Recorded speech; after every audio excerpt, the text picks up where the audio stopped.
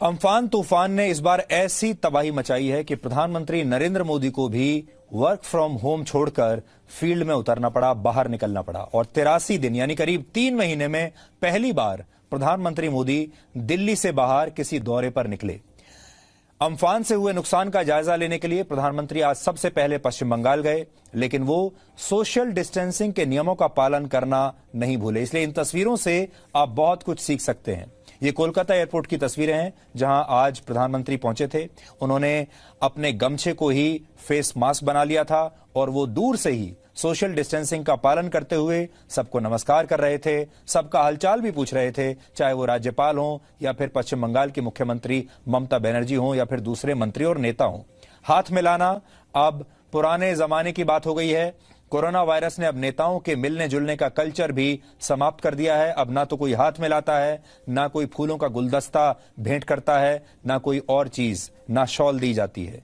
सब कुछ, हर चीज दूर से हो रही है। एक अच्छी तस्वीर यह भी दिखी कि प्रधानमंत्री मोदी और मुख्यमंत्री ममता बनर्जी ने एक साथ प्लेन में बैठकर हवाई सर्वेक्षण किया और अम्फान तूफान से पश्चिम बंगाल में हुई तबाही को इन दोनों लोगों ने एक साथ देखा।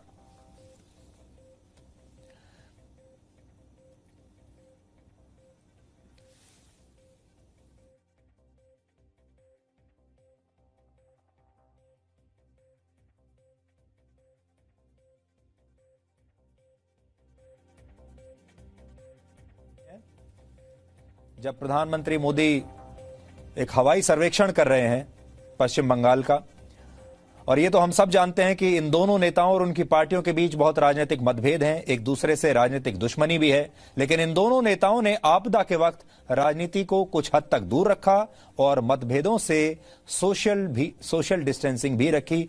एक ही हेलीकॉप्टर में आप देख सकते हैं प्रधानमंत्री मोदी और मुख्यमंत्री ममता बनर्जी को।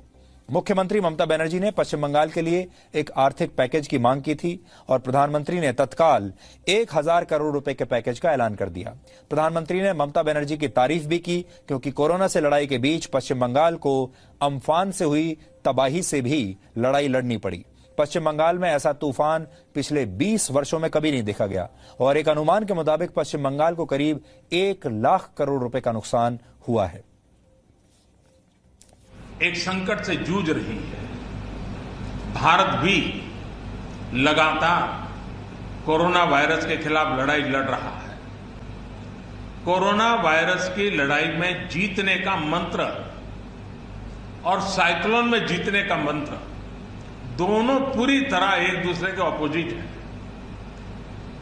कोरोना वायरस से लड़ने का मंत्र है जो जहां है वहीं रहे, जरूरत नहीं हो तब तक घर से बाहर न निकले और जहां भी जाए 2 गज की दूरी बनाए रखे। लेकिन साइक्लोन का मंत्र है कि साइक्लोन आ रहा है, जल्दी से जल्दी सुरक्षित स्थल पर आप शिफ्ट कर जाइए, वहां पर पहुंचने का प्रयास कीजिए, अपना घर खाली कीजिए।